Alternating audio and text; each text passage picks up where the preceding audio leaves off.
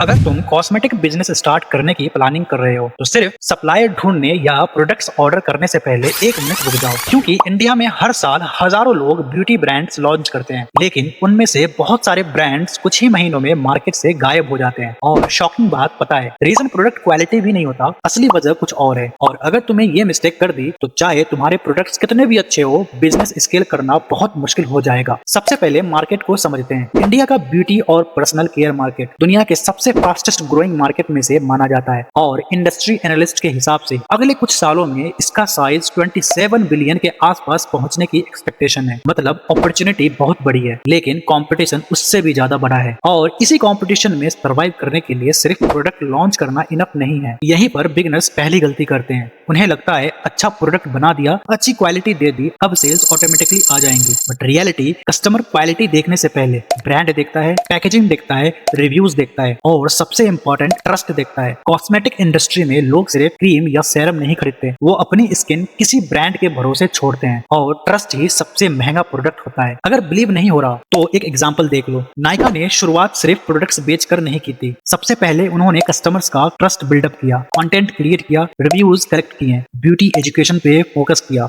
और जब ऑडियंस उन पर ट्रस्ट करने लगी तब उन्होंने अपना private level beauty products aggressively launch किए। आज उनके in house beauty brands company का बिजनेस एक मेजर रेवेन्यू सोर्स बन चुका है। मतलब ब्रांड पहले बना, प्रोडक्ट बाद में बड़ा हुआ। अब एक और हिडन रियलिटी, मार्केट में एक ही फैक्ट्री से निकला हुआ प्रोडक्ट 5 अलग अलग ब्रांड्स के नाम से बिक सकता है। जी हाँ, बिल्कुल आपने सही सुना। ये कॉस्मेटिक इंडस्ट्री का कॉमन बिजनेस मॉडल है। बहुत सारे सक्सेसफुल ब्रांड्स खुद मैन्युफैक्चरिंग प्लांट नहीं चलाते, वो सर्टिफाइड थर्ड पार्टी मैन्युफैक्चरर्स के साथ काम करते हैं। लेकिन उनकी असली स्ट्रेंथ होती है ब्रांडिंग, पैकेजिंग, मार्केटिंग और कस्टमर एक्सपीरियंस। यानी गेम मैन्युफैक्चरिंग का कम है, परसेप्शन का ज्यादा है। अब सवाल आता है, अगर प्रोडक्ट सेम हो सकता है तो एक ब्रांड 300 में स्ट्रगल क्यों करता है और दूसरा ब्रांड 900 के सेलिंग प्राइस पे भी सेल कर लेता है? आंसर बहुत सिंपल है, दैट इज पोजिशनिंग। अगर तुम सिर्फ लिखोगे विटामिन सी फेस सीरम तो कस्टमर सिर्फ प्राइस कंपेयर करेगा और कभी परचेज नहीं करेगा। लेकिन अगर तुम उसी प्रोडक्ट को acne marks, pigmentation, glow routine या ब्राइडल स्किन प्रेप के सॉल्यूशन के रूप में अगर प्रेजेंट करते हो, कस्टमर प्रोडक्ट नहीं रिजल्ट इमेजिन करता है। और जब कस्टमर रिजल्ट इमेजिन करने लगता है तो प्राइस का इंपॉर्टेंस ऑटोमेटिकली कम हो जाता है। अब आती है बिगिनर्स की दूसरी सबसे बड़ी मिस्टेक, एक साथ 100 प्रोडक्ट्स को लॉन्च कर देना। लोग सोचते हैं जितनी बड़ी कैटलॉग होगी उतनी बड़ी सेल्स, बट रियलिटी बिल्कुल अपोजिट है। इन्वेंट्री में पैसा ब्लॉक हो जाता है, मार्केटिंग बजट डिवाइड हो जाता है और किसी भी प्रोडक्ट को प्रॉपर्ली पुश ही नहीं कर पाते। स्मार्ट ब्रांड्स पहले सिर्फ कुछ विनिंग प्रोडक्ट्स चूज करते हैं, उन्हीं पर रिव्यूज कलेक्ट करते हैं और फिर धीरे धीरे प्रोडक्ट लाइन एक्सपेंड करते हैं। लेकिन इससे भी इंपॉर्टेंट एक स्ट्रेटेजी है जिसके बारे में बहुत कम लोग बात करते हैं। प्रोडक्ट ऑर्डर करने से पहले डिमांड वैलिडेट करो, इंस्टाग्राम कमेंट्स पढ़ो, अमेजोन के 1 स्टार और 5 स्टार रिव्यूज एनालाइज करो, गूगल ट्रेंड्स देखो,